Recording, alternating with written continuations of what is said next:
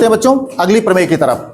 क्या प्रमेय है आपके सामने, आपने देखा प्रश्न में क्या लिखा है, क्या लिखा है कि किन्हीं दो त्रिभुजों के अगर संगत कोण समान हो, दोनों त्रिभुजों क्या हो, संगत कोण समान हो, तो उनकी भुजाएं समानुपाती होती हैं। और जब भुजाएं समानुपाती होती हैं अर्थात वे त्रिभुज समरूप होते हैं, अर्थात वे त्रिभुज समरूप होते हैं। क्या दिया है, दोनों त्रिभुजों में तीनों संगत कोण समान दिए हैं और उनकी भुजाएं समानुपाती आपको सिद्ध करना है। तो क्या दिया है, दो चित्र सामने बने आपके, हमने लिखा आपके सामने ज्ञात है, आपके सामने प्रश्न में दिया गया है। कह रहा प्रश्न कि दो त्रिभुज हैं उनके संगत कोण समान हैं, दिया अर्थात कोण ए बराबर है कोण पी के, कोण बी बराबर है कोण क्यू के, कोण सी बराबर है कोण आर के। ये प्रश्न आपके दिया है, वही हमने लिख दिया, जैसा प्रश्न दिया वैसा लिख दिया गया। अब सिद्ध क्या करना है, प्रश्न कह रहा है कि यदि कोई दो त्रिभुज समान कोणिक है तो उनकी संगत भुजाएं समानुपाती होती हैं, अर्थात वे त्रिभुज समरूप है। हाँ सीधी सी बात है, अगर भुजाएं भी समानुपात में हो गई तो समरूप त्रिभुज की कंडीशन पढ़े हो आप दो लोग। तो क्या सिद्ध करना है, हम लिखते हैं सिद्ध करना है, सिद्ध करना है। क्या सिद्ध करना है, दोनों त्रिभुजों की संगत भुजाएं समानुपाती होती हैं। तो कौन भुजाएं हैं आपकी, ए बी बटा पी क्यू बराबर बी सी बटा क्यू आर बराबर ए सी बटा पी आर। आप ऐसे भी लिख सकते थे ए बी बटा पी क्यू बराबर बी सी बटा क्यू आर बराबर सी ए बटा आर पी, आप लिख सकते हो। सिद्ध करने के बाद रचना, रचना में देखो बच्चों, अब देखो प्रश्न, यहां से रचना खास होती है सारे प्रमेय की, आपको बताया गया बार बार। रचना में क्या करते हैं हम, ये भुजा ए बी है, इस भुजा ए बी के बराबर इस भुजा पी क्यू में हम एक भुजा काट लेते हैं और ये ए सी के बराबर पी आर में काट लेते हैं। यही रचना लिखे दे रहे हैं। क्या लिखे दे रहे हैं, त्रिभुज पी क्यू आर में, त्रिभुज पी क्यू आर की भुजा पी क्यू में किसके, ए बी बराबर, त्रिभुज पी क्यू आर की भुजा पी क्यू में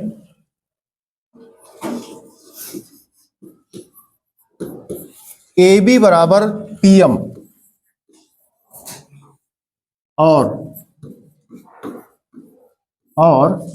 कौन है पी आर, पी आर में कौन है ए सी बराबर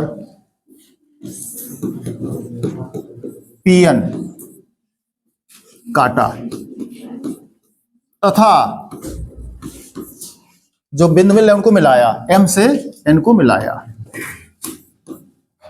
एम से एन को मिलाया। ये आपका रचना में आया। जरा हम मिला देते हैं।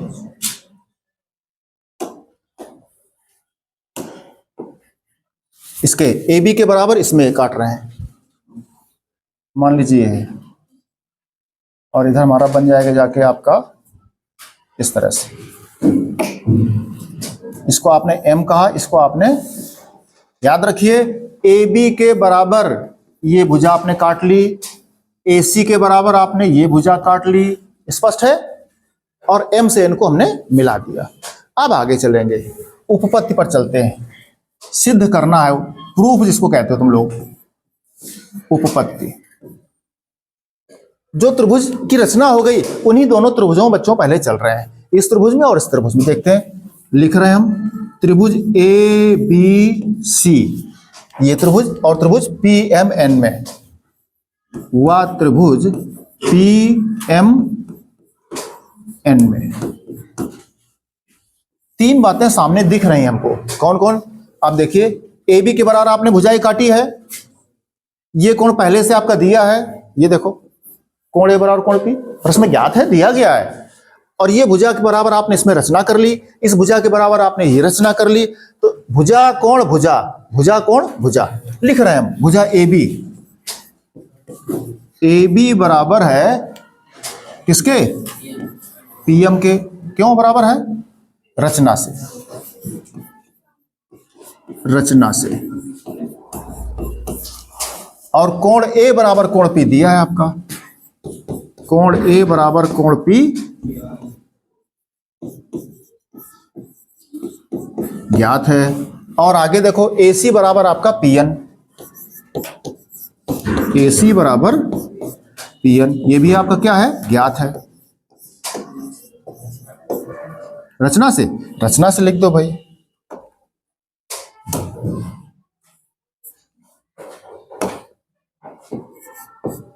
रचना से, अच्छी बात है। आपने रचना में लिखा है साफ साफ कि ये भुजा इसके बराबर और ये भुजा इसके बराबर, ठीक है। अब देखते हैं दोनों त्रिभुजों में तीन बातें बराबर हो गई जो नियम पढ़े, भुजा कोण भुजा, भुजा कोण भुजा। तो दोनों त्रिभुज क्या कहे जाएंगे आपके, सर्वांग सम। त्रिभुज ABC सर्वांग सम त्रिभुज है PMNK। कौन से नियम से, भुजा कोण भुजा माने SAS, साइड एंगल साइड के नियम से।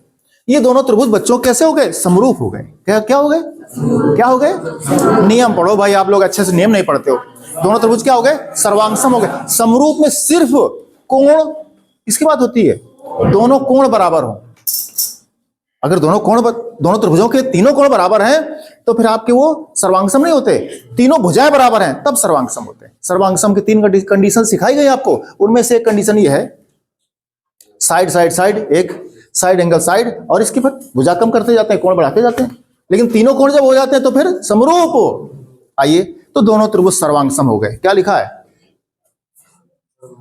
सर्वांगसम, सर्व अंग सम। इन दोनों त्रिभुजों के सभी अंग समान हैं, अर्थात ये BC भी इसके बराबर है, सब अंग। और यही नहीं, ये कोण इसके बराबर, ये कोण किसके बराबर हो जाएगा, इसके। ये कोण किसके बराबर हो जाएगा, इसके। क्यों बराबर हो जाएगा,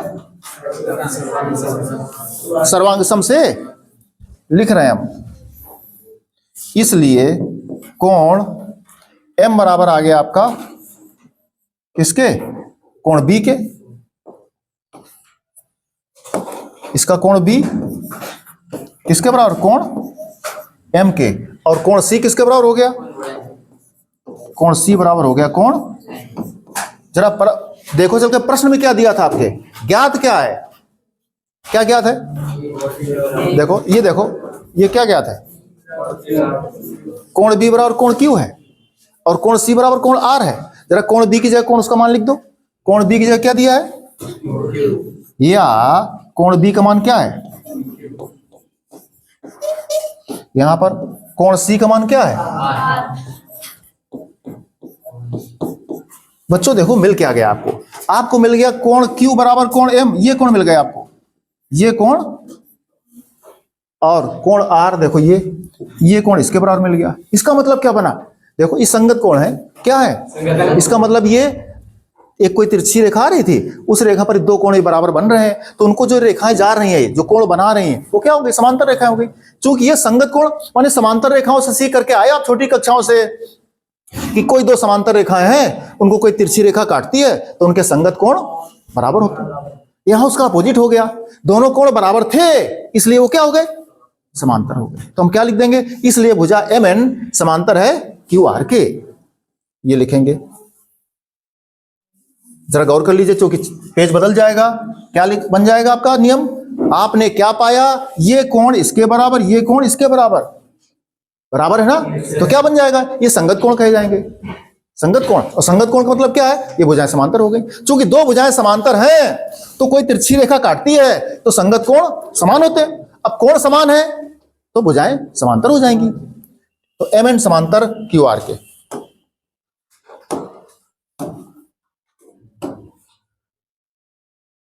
इसलिए MN समांतर किसके, QR के। हम जरा चित्र बना लें, थोड़ा सा यहां पर ले लें, बिना चित्र के बात नहीं बनेगी आपकी।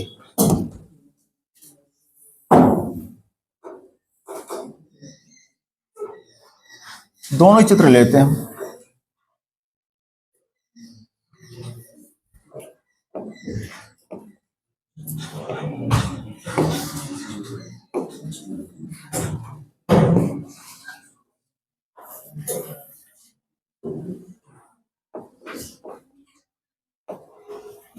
ये था आपका ए बी सी, ये था आपका पी क्यू आर, ये था आपका एम एन।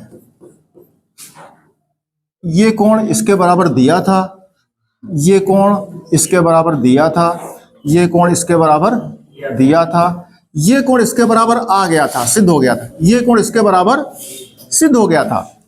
और जब ये कोण इसके बराबर आ गया, ये कोण इसके बराबर आ गया, हम लोग पहले से जानते थे कि ये कोण इसके बराबर है और ये कोण इसके बराबर है, तो ये दोनों कोण हम लोग को बराबर मिल गए थे। जैसे कोण बराबर मिल गया, हमने कहा ये भुजा इसके समांतर। क्यों समांतर थी? क्यों समांतर थी? क्योंकि दोनों संगत कोण समान थे।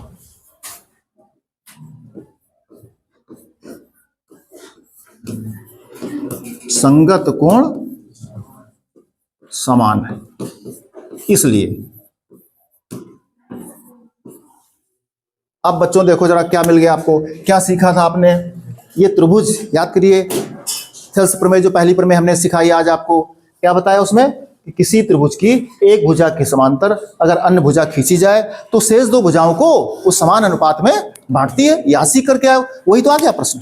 देखिए समांतर एम एन किसके? क्यू आर के। तो इस त्रिभुज की भुजा देखो पी क्यू आर में, क्यू आर के समांतर एम एन, अर्थात किसी त्रिभुज के एक भुजा के समांतर अन्य भुजा खींची जाए तो भुजा शेष दो भुजाओं को समान अनुपात में बांटती है। आपका नियम लग गया थेल्स प्रमेय, लगाइए। हम लिख दें इसलिए कौन सा नियम लग गया? थेल्स प्रमेय से। थेल्स प्रमेय से इसी को आप कहते हो आधारभूत समानुपातिकता प्रमेय, माने समानुपात की प्रमेय कह सकते हो। किसमें समानुपात हो जाता? भुजाओं में। क्या लग जाएगा? पीएम बटा एम क्यू, पीएम बटा एम क्यू बराबर पीएन बटा एनआर। ये आ गया बच्चों, इतना आ गया। अब जरा गौर करो, पीएम को लिख सकते हो किसके बराबर? ए बी के, और इसको लिख सकते हो इसके बराबर।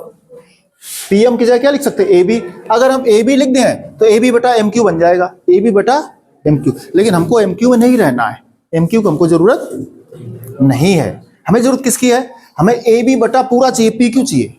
क्या चाहिए? गौर कर लीजिए, पॉइंट जहां फंसता है आपको, जहां बच्चों को समझ में नहीं आता है, हम उसकी बात कर रहे हैं। ये रिजल्ट आ गया आसानी से, इसमें कोई कठिनाई नहीं है। दोनों त्रिभुज सर्वांगसम हो गए, सर्वांगसम हो गए, कोण बराबर हो गए, कोण बराबर हो गए, दो कोण पहले से ऑलरेडी दिए थे तो संगत कोण बन गए, भुजाएं समांतर आ गई, समांतर आते ही थेल्स प्रमेय लग गई। यहां तक कोई दिक्कत नहीं है। यहां के बाद अब आपको देखना है, भुजाएं भी अनुपात में हो गई जब थेल्स प्रमेय लग गई। जब भुजाएं अनुपात में लिखी, हमको जाना कहां था? हमको कहां जाना था? तुमको सिद्ध करना ए बी बटा पी क्यू, पी क्यू पर जाना है, ए सी बटा पी आर वहां जाना है। पूरी भुजा चाहिए हमको, और ये भुजा आधी आधी देखो, पीएम बटा एम, हमें भुजा पूरी करनी है। आपको याद आ जाएगा ऐसा बोलते ही कि सर पूरी भुजा बनाने के लिए आपको एक जोड़ना पड़ेगा। आपको एक देखो, एक जोड़ दो, तो जैसे जोड़ोगे तो एम क्यू ऊपर जाएगा, PM plus M Q, PM plus M Q हो जाएगा, पी क्यू हो जाएगा। दोनों साइड एक जोड़ दीजिएगा। लेकिन वापस हमें पीएम का मान रखना पड़ेगा ए बी, तो हमें एम क्यू नहीं चाहिए, हमें बटे से एम क्यू हटाना है। तो इसी को जरा हम व्युत्क्रम लिख देते हैं। क्या लिख देते हैं? अथवा व्युत्क्रम लिखे, व्युत्क्रम उल्टा। क्यों लिख रहे हैं अभी समझ में आ जाएगा आपको। व्युत्क्रम लिखने पर क्या किया हमने? व्युत्क्रम करने पर एम क्यू अंश में ये। अब दोनों पक्षों में एक जोड़ दीजिए,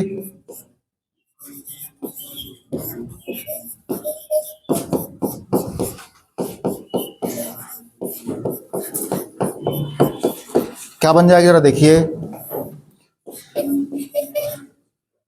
M Q plus P M बराबर N R plus P N. क्या मिला जाकर के जरा हमें देखिए, M Q plus P M, M Q plus P M, total हो गई पूरी भुजा पी क्यू बटे पी एम। बराबर देखिए N R plus P N, N R plus P N, P N और एन आर जोड़ोगे ये दोनों तो कितनी हो गई, पूरी भुजा हो गई, बटे पी एन। बच्चों अथवा इसका पुनः व्युत्क्रम कर जाओ, इसका फिर व्युत्क्रम कर जाओ जरा, क्या हो जाएगा,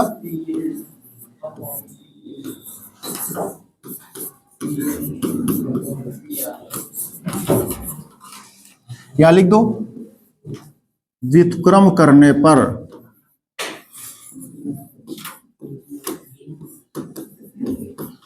आपको समझ में आ जाएगा यहां से क्यों व्युत्क्रम किया। क्योंकि भैया पीएम जो है उसको आप ए बी लिख सकते थे, जब पीएम को ए बी लिख सकते हो, देखो अंश में आप लिखोगे ए बी बटा पी क्यू, पीएन को क्या लिख सकते हो ए सी, तो ए बी बटा पी क्यू बराबर, इसको जब पीएन को ए सी लिखोगे तो ए सी बटा पी आर, यही तो सिद्ध करा रहा, तो सिद्ध हो गया हमारा, इसलिए व्युत्क्रम करना पड़ रहा।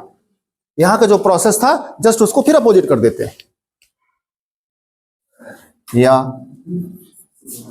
देखो पीएम किसके बराबर है, ए बी के, कैसे पता, रचना से, तो पीएम की जगह लिख सकते हो ए बी बटे पी क्यू बराबर पीएन की जगह ए सी बटा पी आर, हम लिख दो चूंकि पीएम बराबर है ए बी और पीएन बराबर है ए सी, कैसे, रचना से, रचना से ये बराबर हो गया। बच्चों आपकी प्रमेय सिद्ध हो गई है। इसी प्रकार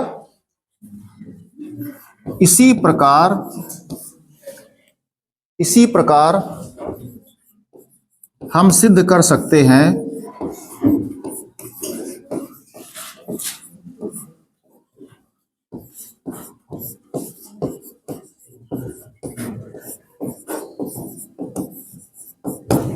इसी प्रकार हम सिद्ध कर सकते हैं।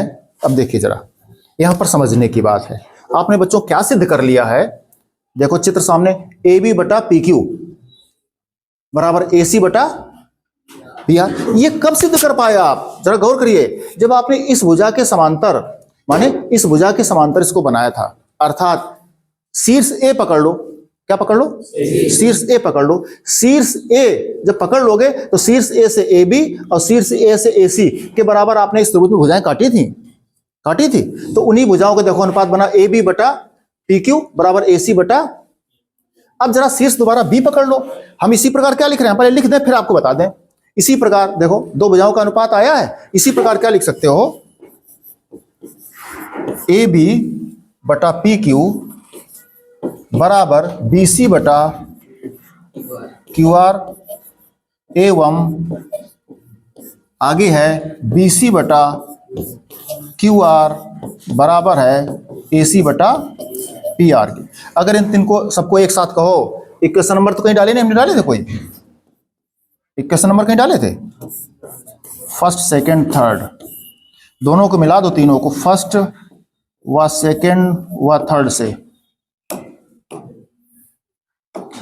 फर्स्ट सेकंड व थर्ड से तीनों को मिला दो, देखो कैसे, ये जैसे रियल ब्रदर की बात कर रहे हैं आपसे कि इसका सगा भाई ये, देखो इसका सगा भाई ये और इसका सगा भाई ये और इसका सगा भाई ये, तीनों रियल ब्रदर हैं, एक्स का वाई, वाई का जेड, देखो एक्स का भाई वाई है, वाई का भाई जेड है और जेड का भाई एक्स है, तो तीनों सगे भाई है।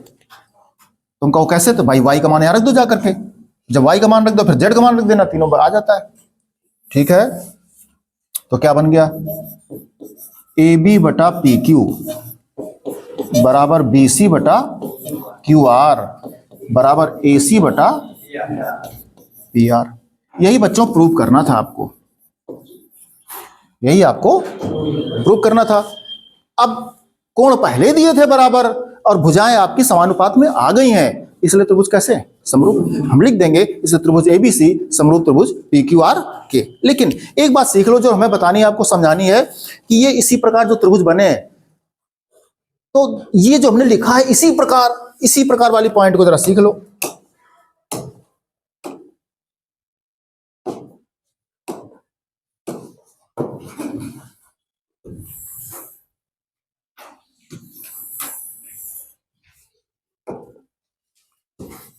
त्रिभुज ए बी सी।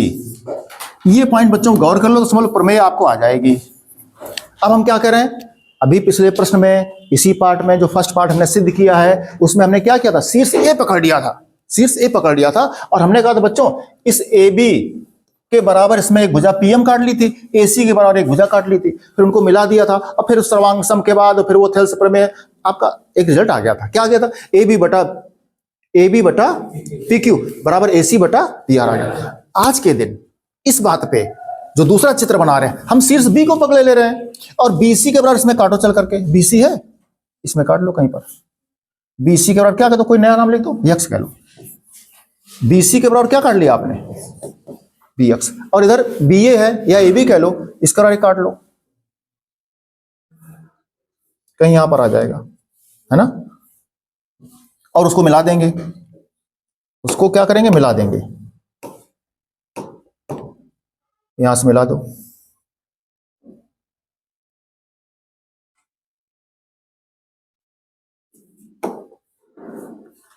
अब जरा वापस आओ, इसको यक्स का इसको क्या कह दिया, मर्जी है आपकी कुछ भी कह दो, आप जरा गौर करना।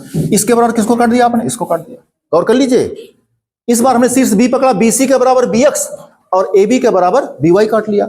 अब क्या हो जाएगा, अब देखो बच्चों इन दोनों त्रिभुजों में कोण बी कोण क्यू के बराबर पहले से दिया था, ये भुजा आपने इसके बराबर काटी है, ये भुजा आपने इसके बराबर काटी है ना, तो भुजा कोण भुजा, भुजा कोण भुजा, दोनों त्रिभुज कैसे हो गए, सर्वांगसम हो गए, हर बात में बराबर हो जाएंगे। अतः ये कोण इसके और ये कोण इसके, बोलो इसके बराबर हो जाएगा ना,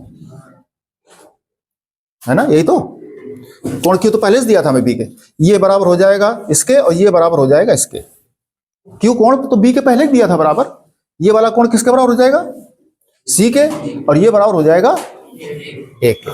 ठीक है, क्या क्या हो गए बराबर, सर्वांग सम। ठीक है, अब जरा देखिए जब सर्वांग सम हो गए बराबर, और ये कोण आपका बी, ये कोण सी आपके पहले से इसके बराबर दिया था, बोलो, और ये कोण ए पहले से इसके बराबर दिया था, बोलिए।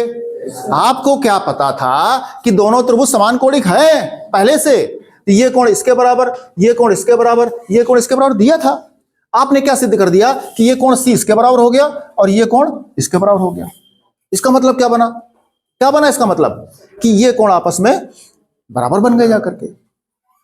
ये सी कोण जागिए इसके पहले से बराबर था, बोलो, और तुमने सिद्ध क्या कर दिया कि सी कोण इसके बराबर है, सी कोण इसके बराबर, तो फिर ये दोनों कोण आपस में बराबर नहीं हो गए। जब दोनों कोण आपस में बराबर हो गए तो संगत कोण हो गए, और जब संगत कोण हो गए तो भैया ये भुजाएं कैसी हो गई, समांतर।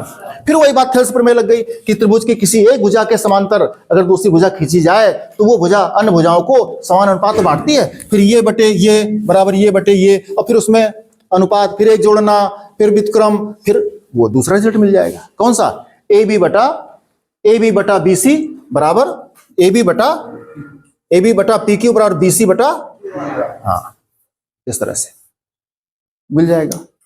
आगे चलो आप इसी बात को लेकर के,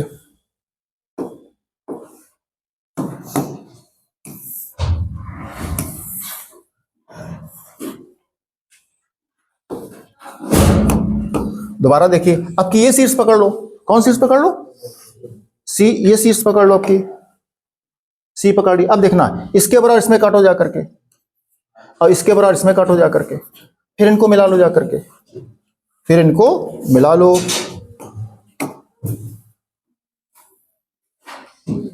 अब बताइए तुम्हें समझ में आ गई होगी बात हम क्या तुम्हें बताना चाहते हैं।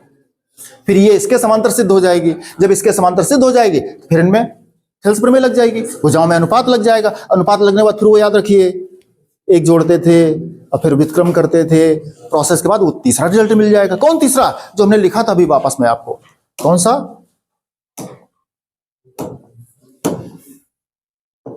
ये रिजल्ट जो मैंने लिख दिया था। इसी प्रकार हम सिद्ध कर सकते हैं कि, इसी प्रकार की बात कर रहे थे आपसे, ये बच्चों को समझ में नहीं आता इसी प्रकार कभी के सर पता नहीं कैसे लिख देते हैं, किताबों में पता नहीं कैसे लिख दिया जाता है। आपने तो एक पार्ट किया ना, आप तो एक भुजा के समांतर भुजा बना के लाए हो, थेल्स प्रमेय का प्रयोग किया। ये भुजा तो तीन है, इसी प्रकार इसके समांतर बना लोगे कोई, इसी प्रकार इसके समांतर बना लोगे, तो आपके तीनों नियम आ जाते हैं। लेकिन करना नहीं है, इसी प्रकार लिखना है, उस पार्ट को आपको करना नहीं है। तो ये बच्चों प्रमेय दूसरी हो गई। इसके बाद अब आगे चलते हैं तीसरी प्रमेय की तरफ। ठीक है।